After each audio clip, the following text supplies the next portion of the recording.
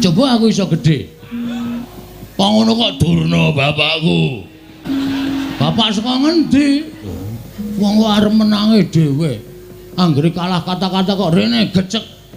Apa kuwi? Aku ya kalah nek digecek ya, Tru. Aku mung cilik kono gedhe kok. Coba aku iso gedhe. Decek genti. Wah, caedan-edan kok. Pangono kok Durna bapakku.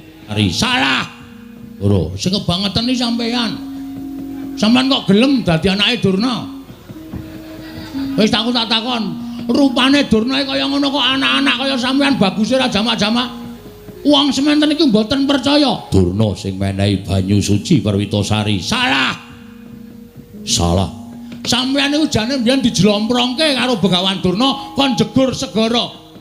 Jane sampeyan niku mung dikrenah patine ning merga sampeyan niku percaya karo Durna nganti entuk banyu suci Perwitasari. Durna ora dadi jalaran sampeyan entuk banyu suci Perwitasari. Oh. Pangono kok Durna bapakku. Bapak saka ngendi? Kowe tak anggap bapakku. Salah sampeyan niku kleru. Sing maringi banyu suci Perwitasari niku Sang Ruci Bathara, ya Sang Dewa Ruci, dudu kok Durna. Ning Durna duduke ning tengah segara. Niku jane niate ora nduduke banyu suci, mateni sampeyan. Iki aku Bagong. Gelem apa Bagong? Heeh. Rada jelas saiki. Akate.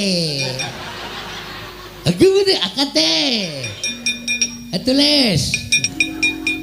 Gong, goleki kakangmu lho.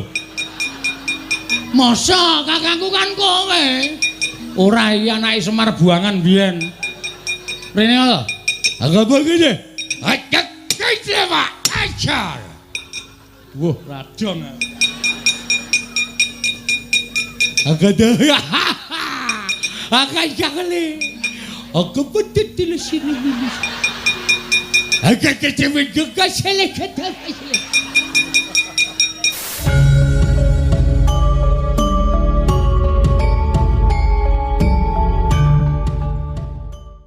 Agak kecewa juga selek kata. Kowe dong boleh? Ora. Aku iso ngomong meneng wae to ngerti wangsuli rak beres. Ada. Agak kaku ada. Agak tuh. Agak piye? Piye tra iki salusine piye iki? Piye tra iki salusine piye iki? Langsung dipateni apa? Aja.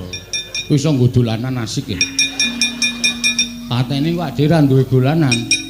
Piye karepmu? Apa kaya kate? Maksude agak wae iki. Iso nulis ora? Nulis. Agate. Oh, akate iki iso, Gong. Akate iki iso. Iso nulis ora? Akate. Ah, iso ta. Iso kuwi artine iso. Akate. Ah. Duh, nulis karepmu piye? Akate. Akate lede kecil-kecil masih. Iki. Oh, alah. Jenengmu sapa? Hello. Oh iya, aku Petro. Aku. Retukan keselaka kelupa. Kerupuk dengkulmu melocot ya. Petro, kada. Akade aja. Akade. Aku udah akade. Tulis. Akade iki. Aku Bagong. Gelem apa Bagong? Heeh. Rada jelas saiki rada jelas. Sirmu aku wae sawala kata kawaya katiwisya sebare dile bakae. Nyepeleke ora sakaremu. Nek ana apa-apa tanggungan dhewe, tak tanggung dhewe, rasa dadak kowe melu-melu iki perkaraku. Nemban. Loh, iki Bagong. Arep ngopo? Lho, ora basa karo aku. Ora basa iki mengkari kelakuanmu. Nek kelakuanmu apik, kowe tak basani. Nek kelakuanmu elek, ora sudi aku mbasani kowe. Arep kowe wujude brahmana kaya ngono, ketemu putih, serbanmu putih, ning mek kanggo ngobak-obak kan katentremaning jagat, nggo ngopo aku basa karo kowe? Oh, ora iki tenanan iki. Yen ngono kowe arep belani karo bapakmu, mesti iki bapakku kowe. Iki, sirah iku padake. Kurang ajar ora. Iki bapakku kowe padake. Bapakku ki sing paling tak tresnani. Aku wis karo simbok ora patek tresna. Lho, sebabe apa? Arep tak pek ora gelem. Oh, cah edan ora. Semar kok entuk widodari iki widodarine lamur apa ya? Lah kok nganti gelem karo Semar. Yen ngono kowe arep wangi karo bapakmu, mesti tae wangi. Yen ngono kowe wani karo Begawan Durna, biyen wani saiki wani. Ucapmu kuwi lho Mbah sing kudu ditata. Sampeyan rene arep ngopo? Boyong bapakmu. Ah nek boyong ya perkarane karo Semar wae. Semar, nek kowe ora gelem tak boyong, kowe tak rudha paripeksa. Cukup. Rasa mlembar tekan kono-kono. Andane ora usah tekan kono-kono. Nek kowe arep duwe masalah karo Semar wae. Ning masalahmu saiki ora karo Semar. Kowe nyumbari wong Karang Kadempel. Karang Kadempel tak bumi angus. Lah iki masalahe nang kene iki. Iki ngembet kawula sak Karang Kadempel. Nek kowe arep bumi angus Karang Kadempel mungsuhe ora karo Semar. Ning iki ketua pemuda Karang Kadempel. Ling lantik cek kapan ora mangkat kok. Oh iya, Pak. Ketua pemuda. Mula sapa sing arep ngobak-obak katentremaning Karang Kadempel? Yo. Sinten to Kyai Semar? Menika mboten sanes kejawi namung pamonging para Pandhawa. Pandhawa mboten badhe saged tumangkar kados mekaten menawi mboten wonten Kyai Semar. Pandhawa mboten saged mukti ngawibawa Nyakrawati mbau dendha. Menawi mboten saking Kyai Semar Badranaya, mila sampun gumula ing Rembag Pandhawa nedya mbangun Karang Kadempel miwiti Karang Kadempel rumiyin ingkang kabangun tumuli sakmangke saged ngalimbar dumugi ing negari Ngamarta. Koko Prabu menggah mekaten wigatosipun Pandhawa mapan wonten ing Karang Kadempel jagat wasesane Bathara wayah Bathara jagat ing mestinipun Paduka Yayi Prabu menika nyaosi prisa dhateng Raka Indrawati jernyatanipun Pandhawa kaliyan ingkang Raka Indrawati menika bebasanipun kalih-kalih ngatunggal tiganipun ngemor menika Mandura ing mboten sagedipun pisahaken nanging sabab menapa dening Paduka Yayi Prabu mboten anjawil dhateng ing Raka tumunten sowan dhateng Karang Kadempel menapa semestinipun Paduka Yayi Prabu sampun ngiwakaken dhateng Raka Indrawati mangke riyin linambaran penggalih sabar kanthi penggalih ingkang ikhlas panjenengan sampun ngantos keseluruh dalan ingkang kleru nggih Den.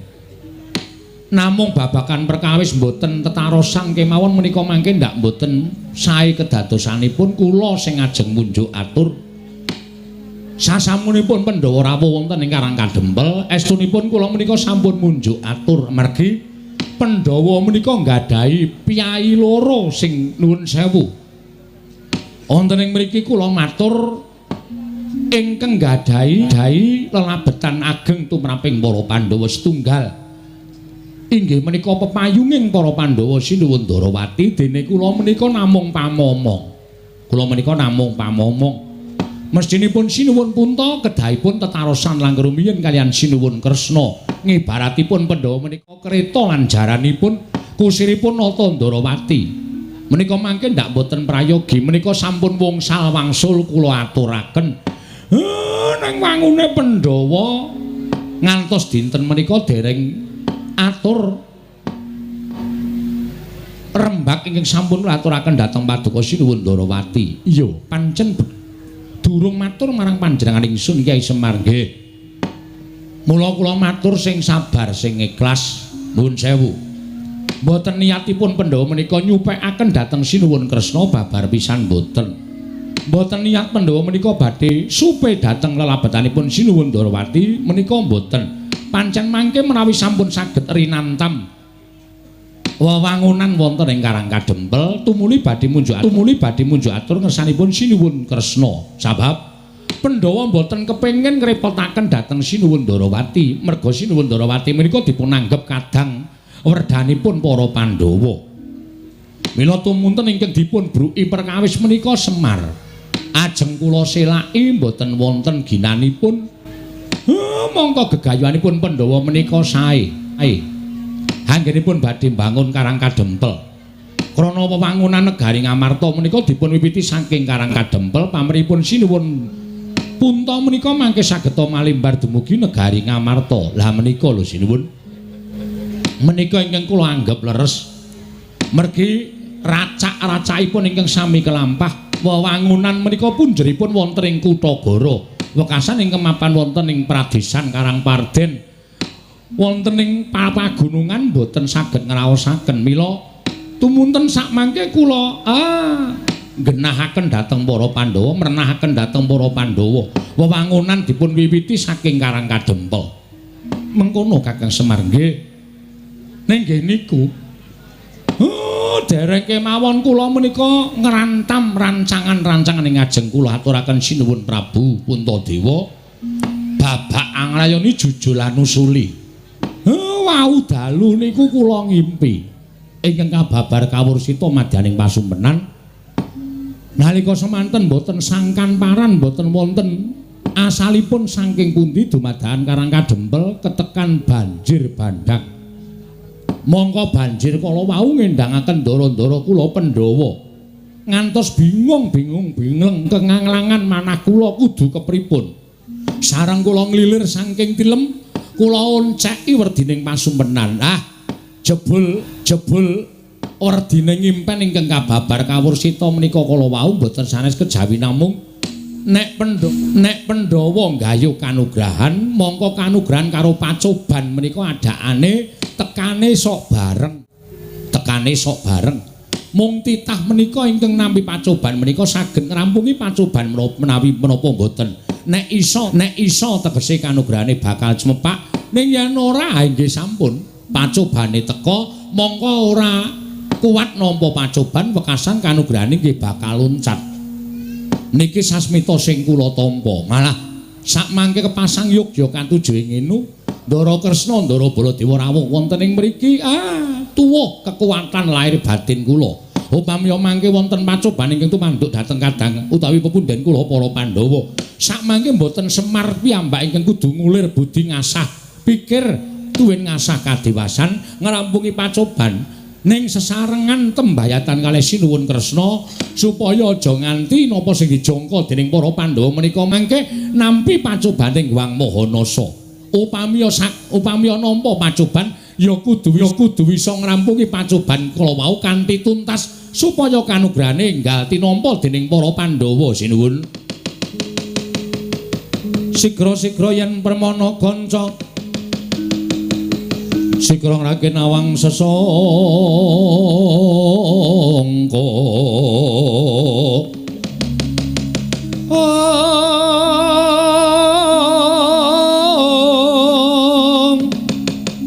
Nalendra mbek marwa sing sang Katri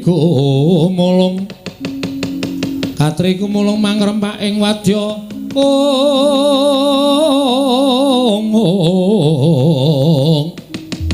Kurdo kurore kagiri-giri Ronanggono magawe glari rawang-wang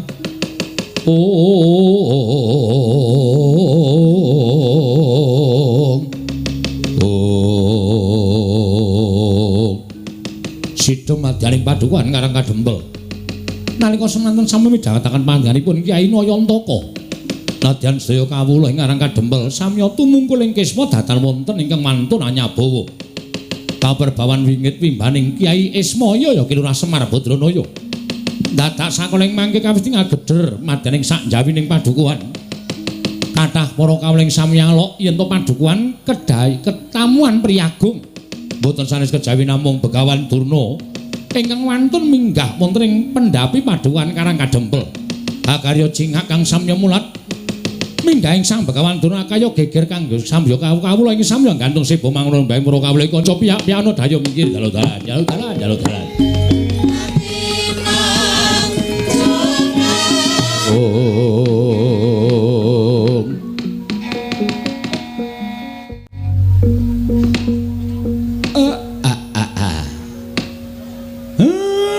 Saiki kok malah saya akeh priyagung sing rawuh ning Karang Kadempel. Mboten mangling Penemban Durna. Sami wilujeng Penemban. Kandak blegujuk suaru gembel, Semorante. Hawela. Oh iya Semar. Slamet tekaku. Ora nemlang swiji apa Semar? Kula ngaturaken sembah pangabekti kula kunjuk Penemban. Oh tak tampa kowe ngaturke sembah karo Begawan Durna ora let pangestuning Begawan Durna Tampanana ya Semar. Kula pundi nggo jimat pariping dayanana ing kasantosan. Bapa Penemban kula ngaturaken sembah pangabekti kula kunjuk Bapa Penemban. Loh, menika anak Prabu Darma Kusuma. Inggih Bapa Penemban. Kok malah lenggah wonten ing Karang Kadempel, Nger? Sampun sawetawis anggen kula sowan wonten ing Karang Kadempel tuwi dhateng Kyai Semar Badranaya. Oh, syukur. Tegesipun para Pandhawa menika mboten nyupekaken dhateng lelabatanipun Semar Badranaya. Mboten nyupekaken dhateng lelabatanipun Kakang Semar inggih menika pun pamonging para Pandhawa. Syukur menika wajib dipun tiru. Menika wajib dipun contoh. Kula ngaturaken sembah Bapa Penemban. Oh nggih kula tampi. Dawah sami-sami, Nger. Anak Prabu Darma Kusuma. Nuwun sewu Penemban. Kula ngaturaken karaharjan rawuhipun Bapa Durna. Lho, anak Prabu Darawati inggih lenggah wonten mriki. Inggih Bapa Penemban. Oh inggih syukur, Nger. Pinayunganing kawidatane ring sambi kula sowanipun ing Bapa. Kula ngaturaken salam taklim kula kantur ngersanipun anak Prabu Darawati. Kula pun dinggo jimat paripin dayana ing kasantosan. Sinten ing kepareng nderekaken Penemban. Oh, kula ijen kemawon kok, Nger, piyambak kemawon. Dipun sekecaken lenggahipun. Oh inggih sampun boten kirang prayogi. Bapa Durna katuran karaharjan. Lho, menika manah anak Prabu Baladewa ugi lenggah wonten ing mriki. Nderekaken Kyai Prabu Darawati, Bapa Penemban. Oh, syukur, Nger, syukur. Katuran karaharjan rawuhipun. Wilujeng nering sambikala. Sowan kula wonten ing Karang Kadempel. Salam laklim kula katur nggih, Nger, anak Prabu Mandura. Sampun kula tampi Bapa Penemban Durna. Dipun sekecaken lenggahipun. Oh inggih sampun boten kirang prayogi. Wah. Durna bapakku aku ngaturake sembahku katur. Anak lanang aning-aning dita bocah mursid isa mikul dhuwur mendem jero karo wong tuwa Werkudara tak tampa ya nang. Pangestune bapak Tampanana ya Nger cah bagus. Yo tak gegem dadiake jimat. Prayogakno nggonmu lenggah. Wis ora kurang prayoga Werkudara. Bapa Penemban kula ngaturaken sembah pangabekti kula kunjuk Bapa Penemban ngemutra pun Arjuna Janaka Permadi tak tampa pangestune Bapak Tampanana ya Permadi kula pundi nggo jimat paripin dayanana ing kasantosan dipun sekecaken anggenipun lenggah. Oh iya Permadi kaya wis ora kurang kepenak. Nala Gareng Petruk Bagong Penemban Durna rawuh ngaturna bekti. Ayo kowe sireng sing tuwa. Urut Penemban Durna kula ngaturaken bekti kula kunjuk. Nala Gareng tak tampa pangestune Begawan Durna Tampanana ya Nala Gareng. Nggih, kula pun dinggo jimat dayanana ing kasantosan. Wah, lah kok saya kuru kowe. Inggih pangestunipun nggih kaonanipun kaya ngeten. Ora kena penyakit apa-apa ta kowe? Mboten Penemban. Syukur sing penting sehat ya Nala Gareng. Nggih. Waras lahir batin. Kuwi sing apik. Kokean bondo duwe derajat pangkan nek ora sehat nggo kabrak apa ya to? Nggih. Penemban kula ngaturaken bekti kula kunjuk. Petruk kantong bolong tak tampa. Pangestuku Tampanana ya Petruk. Kula pundi nggo jimat paripin dayanana ing kasantosan. Dipun prayogakaken nggih Penemban. Oh iya Petruk tak tampa. Wis ora kurang prayoga praptakon ing Karang Kadempel. Gong ngaturke sembah le. Ngaturke sembah. Sapa? Penemban Durna. Penemban Durna. Konding Penemban Durna kula ngaturaken sembah pangabekti kula kunjuk nggih Penemban. Oh iya Bagong. Kowe nang endi iki? Wonten mriki. Mboten patosa ketingal. Oh iya ora apa-apa sembah kowe ngabekti karo Begawan Durna wis nyenengake ati. Tak tampa ngaturake sembah. Pangestuku Tampanana ya Bagong. Nggih. Kula pundi nggo jimat paripin dayanana ing kasantosan. Mbah Putri mboten nderek. Ora ning omah wae. Wah, mbok kapan-kapan iku serimbit. Begawan Durna kali Mbah Putri. Nek kira-kira isin ya nganggo andong. Mbok sik apik gong nek omong ki ora. Nglarani ati senengane. Lha niku nek mboten gojek karo sampeyan niku rasane cemplang e. Oh iya tak tampa. Ning ora ndek niat ngina karo aku Oh mboten, sampeyan pendhita kula ming batur kok. Prayogakaken lenggahipun nggih Penembahan. Oh iya wis ora kurang kepenak. Ajeng ngunjuk napa? Lho. Apa kowe kuat nyuga Begawan Durna? Walah padake cah tipis. Ngersake napa riki niki wonten napa wonten teh? Napa kopi? Napa wedang uwuh? Wedang uwuh kuwi sing aku urung ngicipi. Nggih sik tak nyapu sik. Lho, kok dadak nyapu nglumpukke uwuh sik. Wah, jengkolmu mlacat ora. Wis sanane. Nggih, matur nuwun. Teh mawon nggih. Ah, wis teh yo apik. 7.000. Wah, didol. Nek kopi 8.000 sendok anu gulane 2 sendok e. Ha iya kok didol. Wis ora ngombe wis, rasa ngombe wis. Ngelak-ngelakan ya ben. Oh, nggih pun nek mboten ngunjuk. Penembahan. Rawuh enten Karang Kadempel wonten wigatos menapa kula ngabdipun Semar Cemadung dawuh. Iki ngene ya Semar. Prantaku nang Karang Kadempel kuwi sejatine siji. Kowe ngerti ya yen to dina samengko iki negara Ngastina kawulane padha nungsang puyang numbuk bentus padha ngudel bingung disababake wis ana sesasi iki negara Ngastina kuwi ketaman Welaking Jawata, ketaman Pegebluk.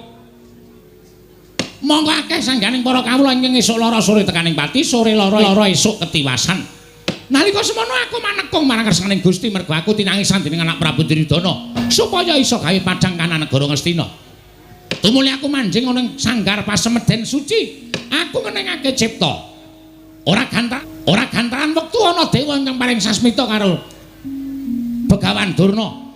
Negara Ngastina bisa waluya nirmala temajati jadi temah mulya. Yen to ora ketang mung telung kedheping paningal, kudu ditunggoni dening Semar Badranaya. Mula praptaku ning Karang Kadempel iki Semar minangka pengawake Nalendra Ngastina, minangka utusane Nalendra Ngastina, aku iki pengen mboyong karo kowe. Tulungana wong Ngastina, ngelingana. Yen to wong Ngastina kuwi najan sing lenggahi minangka dadi Nalendra negara Ngastina kuwi anak Prabu Duryudana, ning kowe kudu ngerti yen Ngastina kuwi rak darbeking para Pandhawa. Anak Prabu Duryudana kuwi ming dapur Ratu Wakil. Nggih. Ning nganti Ngastina kuwi iki mengko geger. Ngastina iki mengko rusak. Apa kowe ora melu ngrasake kelangan? Mula wektu dina iki, dina samengko aku diutus dening anak Prabu Duryudana supaya mboyong marang kowe lan wanti-wanti welingi anak Prabu Duryudana, Bapak Durna, Kakang Semar supados saged boten saged rawuh wonten ing Karang Kadempel. Upamiya Kakang Semar menika nyuwun liru menapa kemawon kedah dipun cekapi lan saged dipun udaneni tegesipun dipun paringaken dening Semar Badranaya. Lah iki kalodhanganmu Semar, kalodhangan tumrap kowe saya sugih, kowe saya duwe derajat pangkat, kowe saya kedunungan bondo donya. Liripun kok ngoten pangandika sampeyan. Lho, mestine ngono. Nek kowe gelem tak boyong ning negara Ngastina, kowe butuh apa-apa mesti ana sing nyukupi anak Prabu Duryudana. Monggo tak sawang Semar. Kowe wiwit suwita marang para Pandhawa, wiwit kowe ngabdi marang para Pandhawa tekan seprene iki kok omahmu blas ora ana undakane babar blas. Pendapamu ya wis ming kaya ngene iki, wandene bale wismamu ya wis ming kaya ngono kuwi. Tur kowe kuwi uripe ketok nggone katon sengsara banget.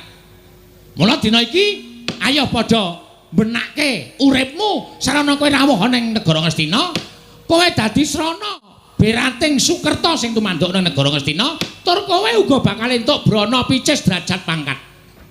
Ngendikane anak Prabu Duryudana, Bapak Durna, Semar nyuwun pangkat napa? Badhe kula paringaken. Mula kowe men tekan negara Ngastina mengko ora mung dadi abdi, upama kowe kepengin dadi tumenggung, mesti bakal diwenehi pangkat. Lho apa ora glelek? Kowe sowane negara Ngastina, mengko dirasake sik 3 dina, 4 dina, 5 dina.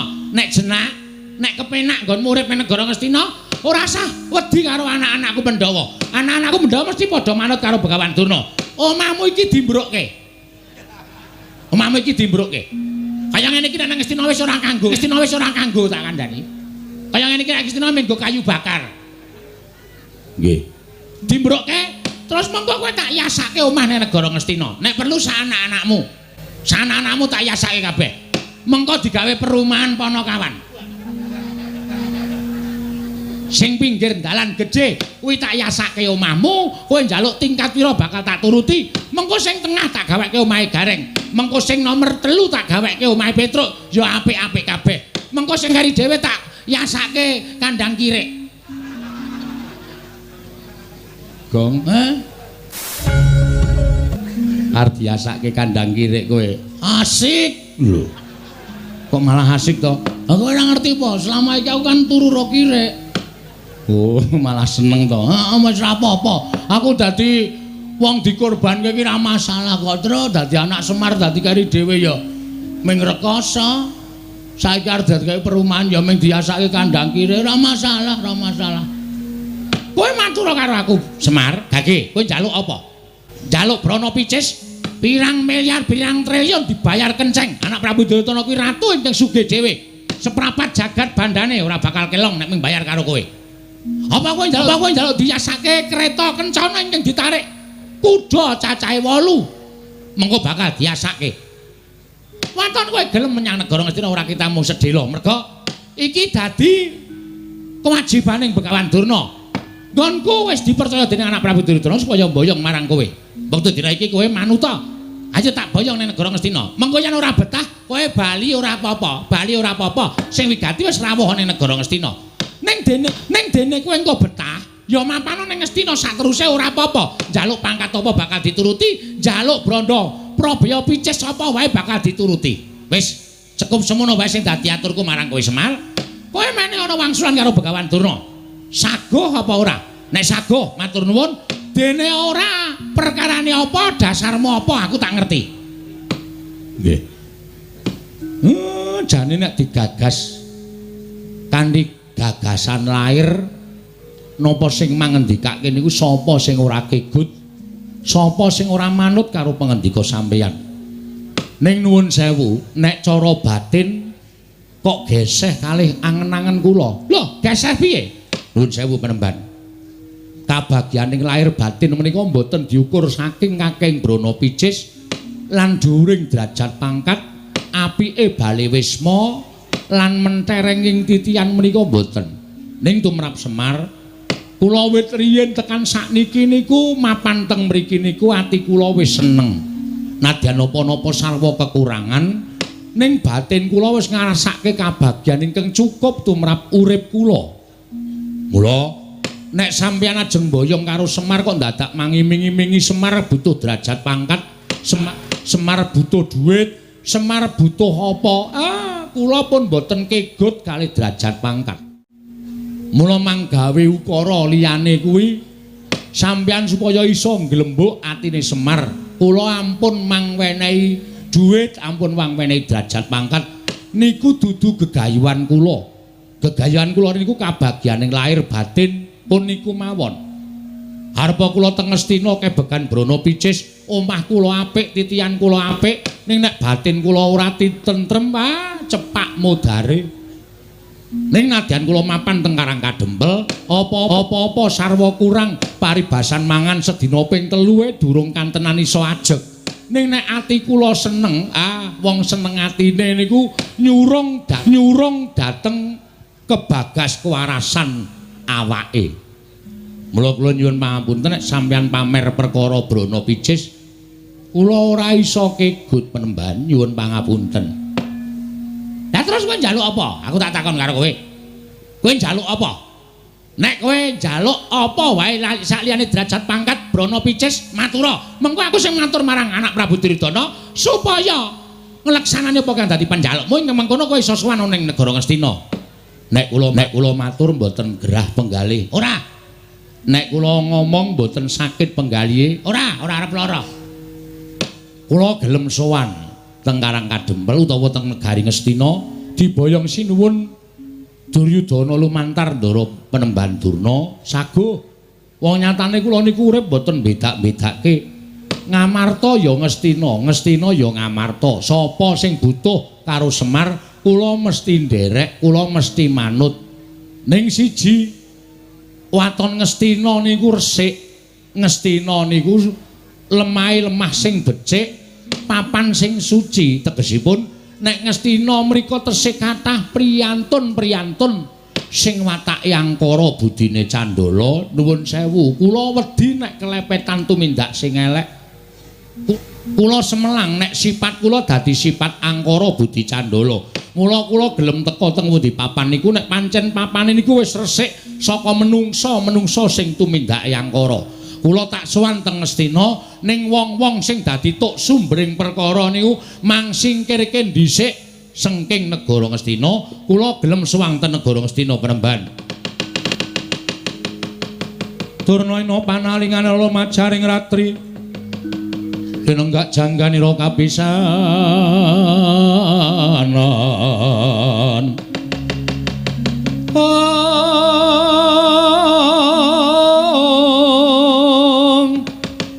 aneng prang Bratayuda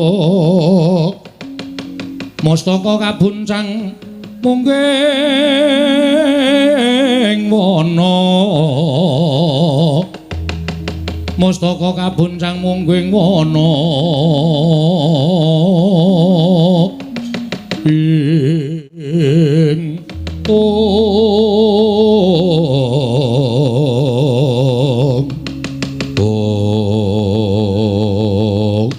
Gandhok blegudu suaru gembol semorante hawela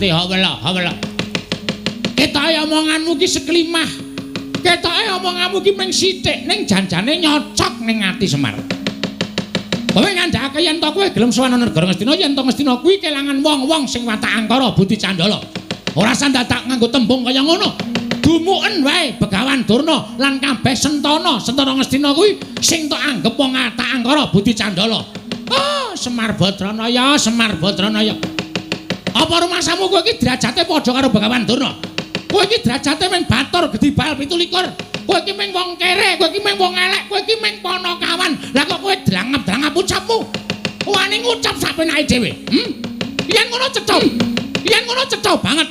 Ketok banget nggonmu kepengin nyingkirke wong-wong Ngastina kaya ta Durna, Sengkuni lan sak piturute supaya luwih saka negara Ngastina. Yen Durna, Sengkuni lan kabeh Sentana Ngastina wis padha resik luwih saka negara Ngastina, kowe lagi gelem prapta nang negara Ngastina. Wah, lah kok kaya ngono kahananmu Semar. Yen pancen kaya mengkono tegese kowe ngiyas karo Begawan Durna. Kowe ngilani karo Begawan Durna. Yen nganti aku ora kelakon boyong marang kowe, apa kelakon aku sowan nang istane anak Prabu Duryudana bakal dinukanan dening anak Prabu Ngastina. Semar, saiki kene ora sakekan gunung tanpa guna. Wase kowe gelem apa ora? Kula gelem ning syarate niku mau. Syarate niku wau nek sampeyan iso ngudaneni kula tak sowan teng negara Ngastina. Mboten usah ngangge napa-napa. Ora usah dipethuk, ora usah didabyang, ora usah ditandu. Kula tak mlaku sekengkara kadempel tekan negara Ngastina. Ning nggih niku wau Ngastina kudu resik saka wong-wong sing angkara murka, wong-wong sing tumindake Candala budine angkara. Niku mawon panjaluk kula. Nek ngono cekak gampange kowe ora gelem sowan negara Ngastina. Yen to Durna lan kabeh Sentana Ngastina isih mapan negara Ngastina. Manut sampeyan lingarani. Apa kelakon kowe tak ruda paripeksa? Penemban, sampeyan iku pendhita lho, aja sok ngruda paripeksa karo sak sesamaning urip. Mengke ndak ora prayoga. Ora sandhake ngono tanpa guna. Ora gelem sowan negara Ngastina. Ora mung kowe sing tak katutke dosane, ning kalangka jempel tak bumi angus legane atiku.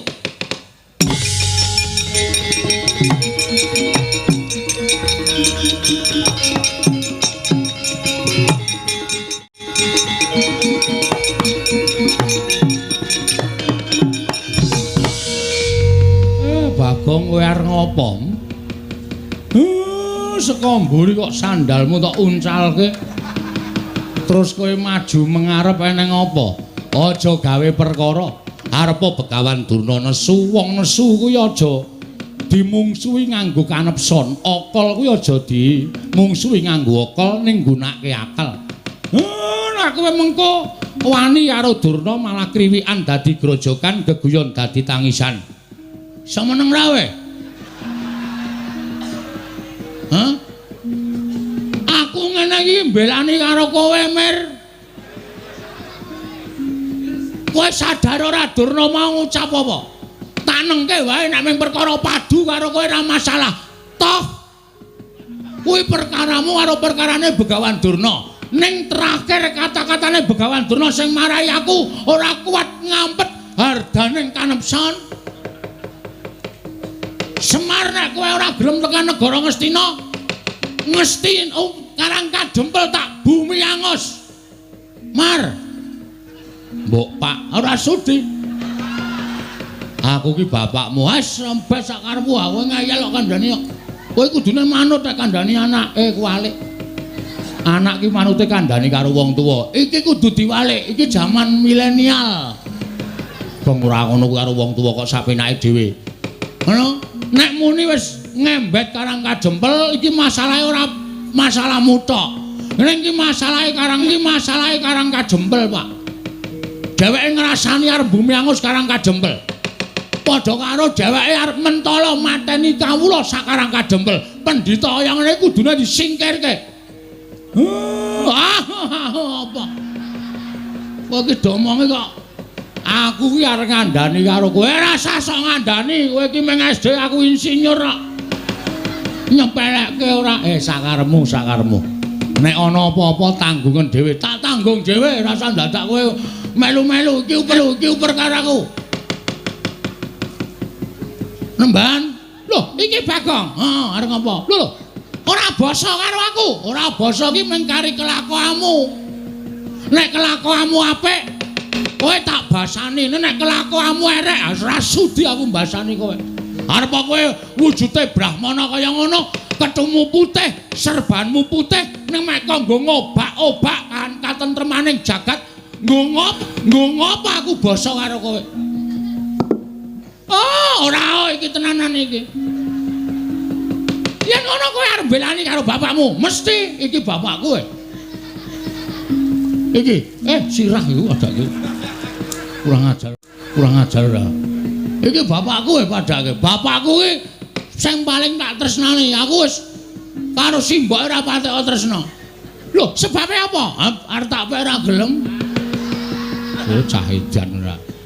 Semar kok entuk widodari iki widodarine lamur apa ya? Kok nganti gelem karo Semar. Yen ngono kowe arep wangi karo bapakmu, mesti tae wangi. Yen ngono kowe wani karo Begawan Durna, biyen wani saiki wani. Ucapmu iki lho mbah sing kudu ditata. Sampeyan rene arep ngopo? Boyong bapakmu. Nek boyong ya perkarane karo Semar wae. Semar, nek kowe ora gelem tak boyong, kowe tak rudha paripeksa. Cukup. Rasa mlembar tekan kono-kono. Andane ora usah tekan kono-kono. Nek kowe arep duwe masalah karo Semar wae. Ning masalahmu saiki wis ora karo Semar. Kowe nyumbari wong Karang Kadempel. Karang Kadempel tak bumi angus. Lah iki masalahe nang kene iki. Iki ngembet kawula sak Karang Kadempel. Nek kowe arep bumi angus Karang Kadempel, mungsuhe ora karo Semar. Ning iki ketua pemuda Karang Kadempel. Ling lantik cek kapan ora mangkat kok. Oh iya, Pak. Ketua pemuda. Mula sapa sing arep ngobak-obak katentremaning Karang Kadempel? Aku sing ora trima. Nek kowe arep meksa karo Semar dipeksa, monggo. Nek kowe muni tak bumi angus Karang Kadempel, aku sing ora trima. Lho, nek ngono kowe wani karo Begawan Durna sing tak wedeni apamu. Oh, gancak bleguduk suwalu kembal Semorante. Hawala. Derajate Durna kok diwanani karo Bagong. Ngendi papane wong neter katidayan? Gong, hati-hati lho, Gong. Dipikir sik, nek dadi geger sapa sing arep ngewangi karo kowe. Kowe ngopo cerewet, Truk? Iku wis arep dadi kok mendadak kowe nyelo-nyelo. Meneng ta iki wis dadi iki kok bar iki terus rampung terus limbukan, ndak kesuwen. Ngendi papane wong Bantayuda? Iki. Blabar waja kentheng kawat. Ayo dijajal. Durna apa Bagong sing tekaning pati? Metu njaba. Kene marganing patimu. Piye? Metu njaba kene marganing patimu. Ayo arep ngopo ayo. Oh tak totok sirahmu ora. Metu njaba jelas mati. Nek metu jero jelas urip. Rumangsane ora. Wong kok kata-katane ora iso digagas lho. Lho nek ngono kowe wani karo Begawan Durna, wani metu njaba. ayo kowe karo aku. Apa sapa sing tekan wae? Metu njaba lan tuntuti Begawan Durna. Tantang-tantangan Durna wis metu kok kowe malah mbegogok. Ora Bagong, lah kok kowe iki nantang Begawan Durna. Durnane wis metu kok kowe isih nang kene. Aku lho mung nantang tok e. Lho, lah sing temandang sapa? Ya mbok. Caitan to kae senengane. Hei masalah to sing arep temandang sapa? Truk. Kowe iki ra luwih gagas saka aku to? Heeh. Ngapa kowe iki ora gelem temandang? Lah aku ora nantang kok. Sing nantangke aku. Sing temandang kowe. Wah, Bagong. Nun. Apa wis tok pikir kowe wani karo Durna bapakku? Wis, anumpun. Kowe ngerti Durna iki sapa? Pendhita saka 5. Dudu kuwi. Durna karo aku iki pernah apa? Murid karo guru. Aku nganggep Durna bapakku kuwi kaya apa? Kaya apa? Kaya bapak dhewe. Ana apa kowe wani karo Durna padha karo wani karo Werkudara? Sing kebangetan iki sampean. Sampean kok gelem dadi anake Durna? Wis tak takon, rupane Durna kaya ngono kok anak-anak kaya sampean baguse ra jamak-jamak. Wong sementen iki mboten percaya. Durna sing menehi banyu suci Perwitasari. Salah. Salah. Sampeyan niku jane mbiyen dijlomprongke karo Begawan Durna kon jegur segara. Jane sampeyan niku mung dikrenah patine ning merga sampeyan niku percaya karo Durna nganti entuk banyu suci Perwitasari. Durna ora dadi jalaran sampeyan entuk banyu suci Perwitasari. Oh. Kok ngono kok Durna bapakku? Bapak saka ngendi? Kowe tak anggap bapakku. Salah sampeyan niku kleru. Sing maringi banyu suci Perwitasari niku Sang Ruci Bathara, ya Sang Dewa Ruci, dudu kok Durna. Ning Durna duduke ning tengah segara. Niku jane niate ora nduduke banyu suci, mateni sampeyan men sampeyan ngrekoso teng tengah segara sing aja-aja patih sengkuni. Kok kowe ngerti? Aku domongi dalange kok. Ngeyel. Kula ngerti le rembugan teng jero kotak. Sampeyan ra krungu, sampeyan teng dhuwur dhewe kok. Kula teng isor jejer do teng glenik nika. Bagong iki nek omong waton jeplak cangkeme. Cangkemmu kowe. Lho. Wah, edan iki malah dunake cangkemmu lho. Kok Prabu Bagong niku nek ngenten iki mboten sah disaruwe. Wong piyambake niku watake kaya ngono. Wah, ning titen ana. Titene apa? Nek nganti kowe wani karo Durna bapakku, mung suwe dudu sapa-sapa ning Werkudara. Lho, aku salin bubukan piye? Aku nantange karo Durna kok mung suwe sampeyan. Mergo kae bapakku. Kowe lah domongi ngayal. Nika niku dudu bapak sampeyan. Bapak sampeyan niku Prabu Pandhu Pramuka. Pandhu Dewayana. Pandhu Dewayana. Pun teng swarga mrika, aja sok ganti-ganti bapak. Apa Dewi Kunti gelem jodoke Durna? Wah, cangkemmu. Mrene kecek ndasmu modar. Gong, wis Gong. Dadi masalah lho.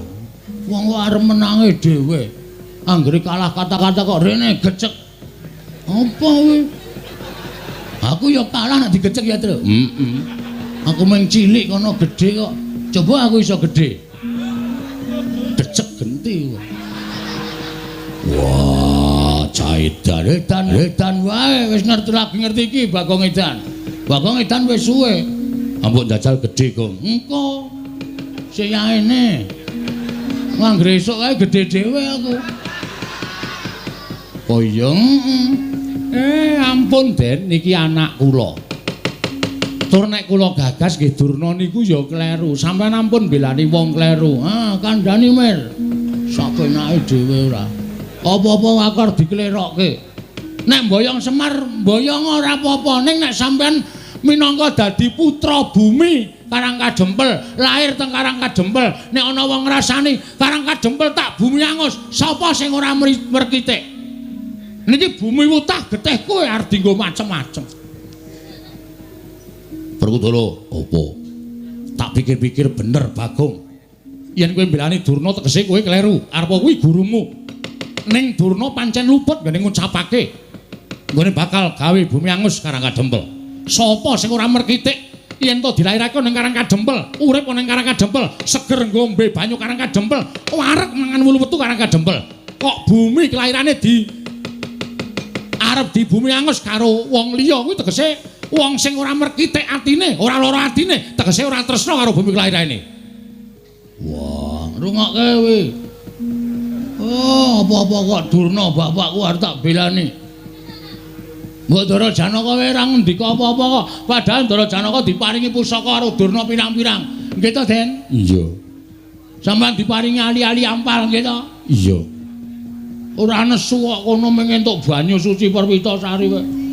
Sapa wani Durna tak idak. Konjur arep gleleng. Mbok didak njajal. Aku didak Semar nesu ya Pak ya. Mbuh. Lho. Iki ora ana sing komplot babar blas iki. Aku ki jenan tenan truk. Ya ora apa-apa ya. Kowe marahi kok rumangsane. Den, napa sing dikandhake anak kula niku bener. Napa sing dikandhake anak kula niku landesan bebener. Mula sampeyan ampun nganti pisan-pisan sampeyan nyalahke Bagong. Bagong niku mbelani bapakne, mbelani bumi kelairane.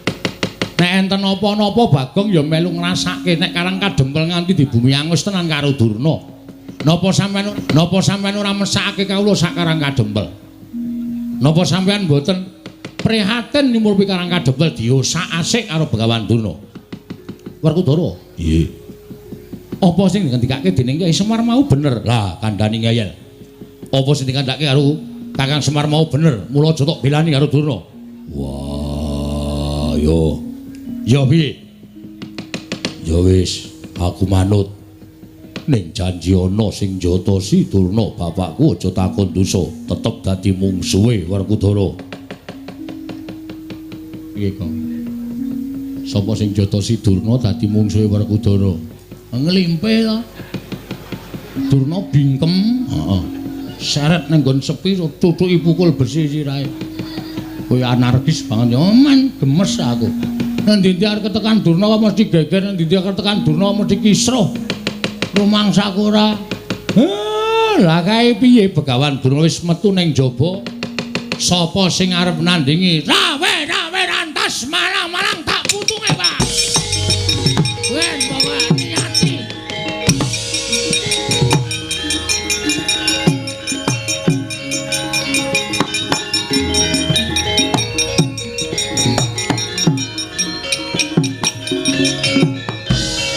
Pancen cah katok tenan.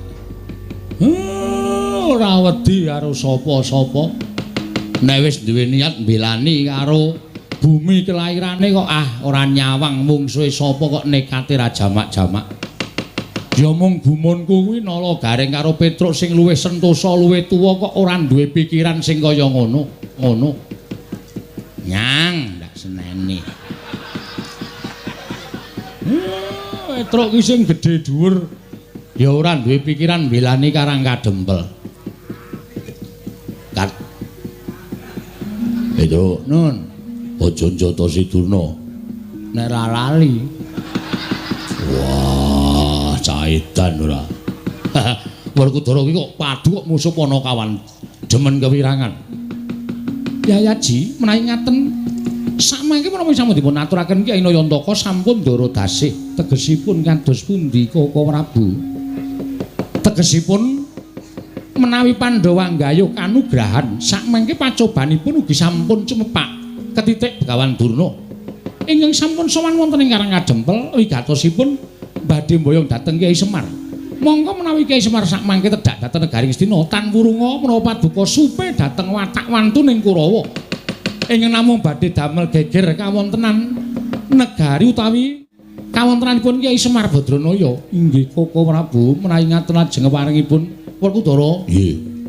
Nadyan kowe ora tumandang ning tak jaluk Yayi. Ewang-ewang ana Panakawan ya. Wah, apa aku kudu mungsuh Durna bapakku. Ora perkara kuwi. Ning anak-anakmu kabeh dawana supaya nrenggalangi balane Durna, mbuh Kurawa, mbuh sapa sing bakal tekan Karangkadempel. Yo, ngestoke dawuh. Mangsa Barama, aku mengkari manut karo Kresna kakangku. Lah, rak ngono malah kepenak lho. Wis kowe rasa tumandang, kowe lenggah, wis tuwa. Nyawang anak-anakmu sing padha ngrewangi marang Karangkadempel. Yo Baladewa keping kari manut. Sinuwun gandeng sak mangke menika sampun kula anggep cekap rembagan mangke saged dipun sambet malih. Kula tak rembagan catur netra Sinuwun Prabu Darmakusuma, sinuwun Kresna, sinuwun Baladewa, Ndara Werku, Ndara Janaka kula suwun ampun negake Karangkadempel nggih pun. Iya, Kakang Semar mengko aku yang bakal njogo Karangkadempel. Yo, Semar aja kuwatir. Aku yang bakal mulatake marang Karangkadempel. Yo, Semar. Aku yang bakal njogo Karangkadempel. Kakang Semar aku yang bakal gawe tentreming Karangkadempel. Gandeng sampun paripurna, lilanana kula tak mlebet wonten ing griya. Kawula sak padukuhan badhe kula bibaraken sak mangke menawi rubeda ing tumanduk wonten Karangkadempel menika sampun sirna. Tumunten badhe kula wiwiti ambangun Karangkadempel minggahipun negari Ngamarta. Kakang Semar Badranaya mangsa borong. Kaya wis purna gati ning pananggilan, Pilar Semar Badranaya arsa tedhak manjing telenging bali wisma. Katingal saking Mandrawa, candraning Kyai Semar kaya gumebyar busananing nata ing Amarta Prabu Darmakusuma.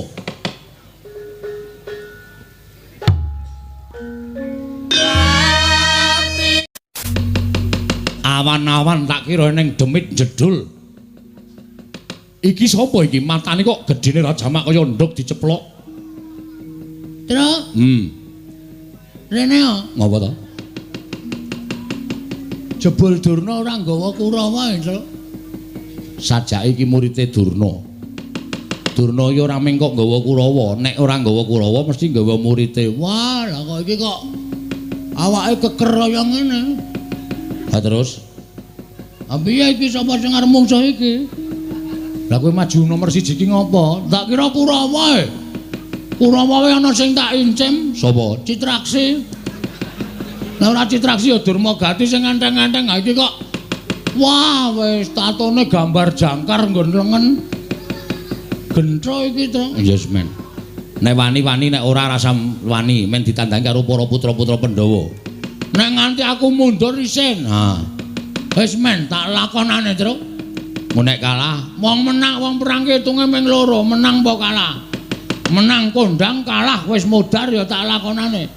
Anakmu cilik-cilik lho, Gong. Kowe iki ora ngisru-ngisrui pikiran to? Cilik ya men.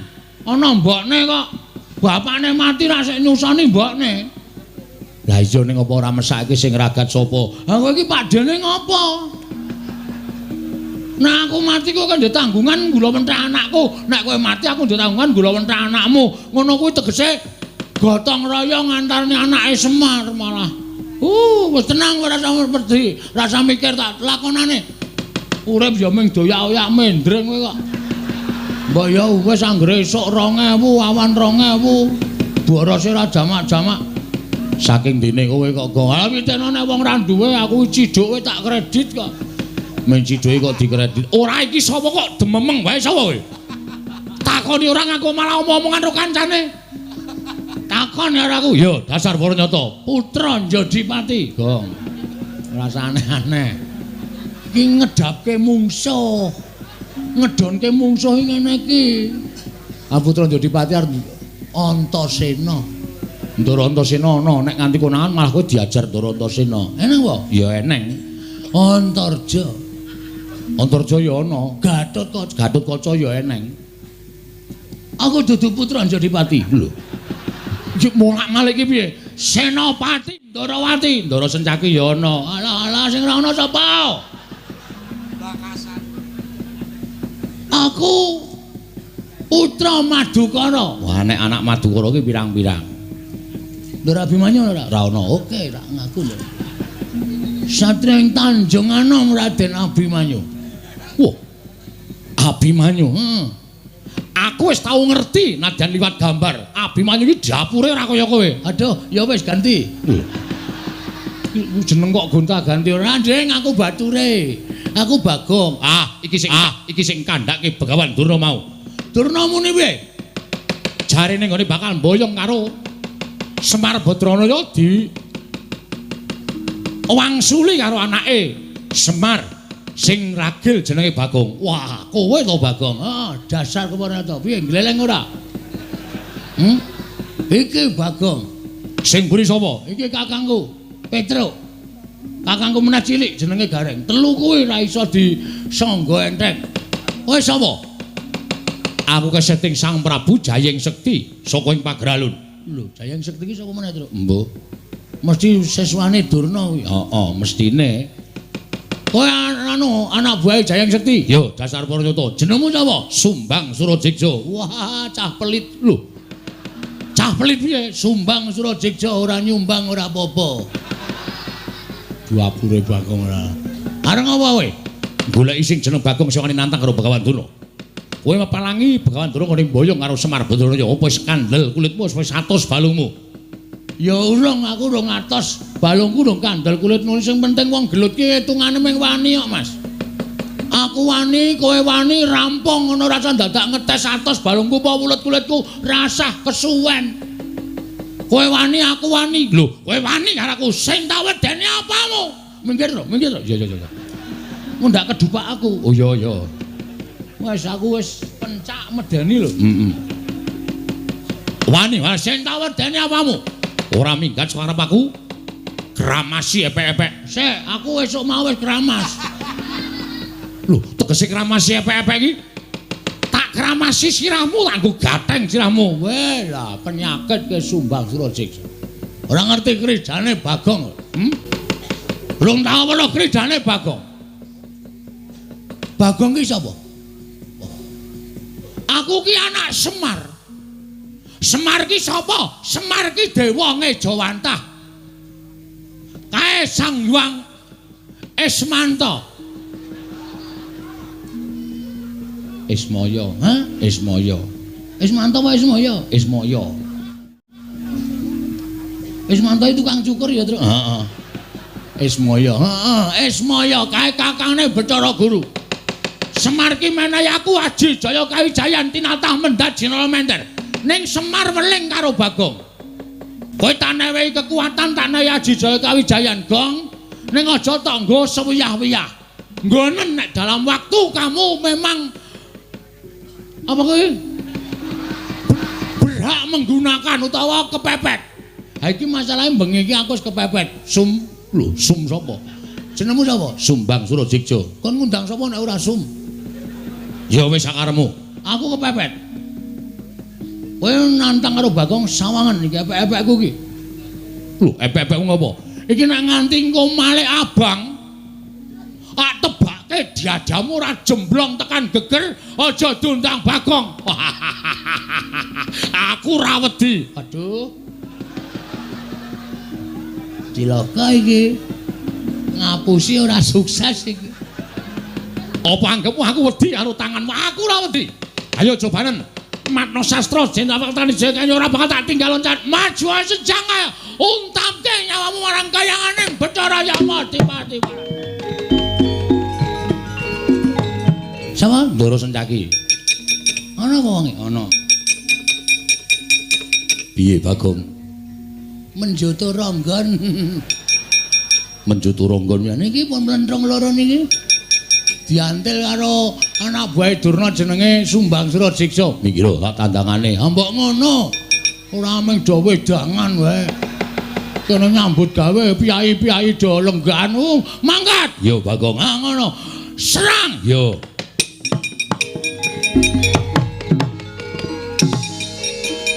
Yo. Ayo, bapakmu boyong nang Ngastina. Ora bakal tak wenehake. Ah, jeblok ciacamu kowe. Iya. Wah. Mati kowe. Hot. Iya.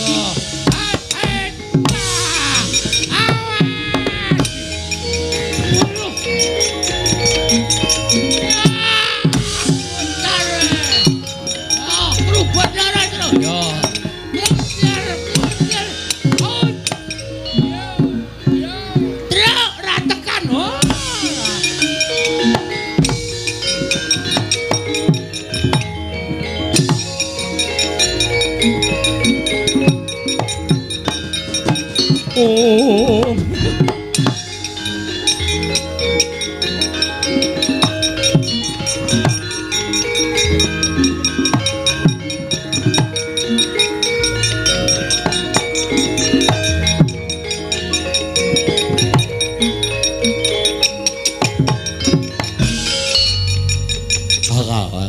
Akan apa kaya akan jaga apa silatu kata apa kecil kemudian Pedro Nun. mungsuhmu iki Lah pripun? Rene Akadik begila sabar ini apa? mumet ta Piye ora? akan apa silatu sagap kecil kemudian Gong, goleki kakangmu lho. Masa kakangku kan kowe? Ora iki anake Semar Buangan biyen. Rene lho. agak apa gede Ajak kaya Pak, ajar. wah Radong. agak dah Akan jakle. aku betul di sini agak kecil juga Kasele kata. Kowe dong boleh. Ora. Aku iso ngomong meneng wae to ngerti wangsuli rak beres. ada agak aku ada agak dia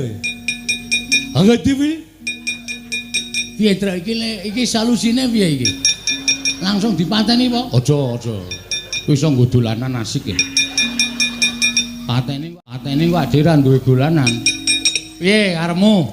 apa kaya agak Maksude agak betul iso nulis ora? Nulis. agak deh Oh, akate iki iso, Gong. Akate iki iso. Iso nulis ora? agak deh Ah, iso ta. Iso kuwi artine iso. gede Duh, nulis karepmu piye? agak deh Mu piye? agak deh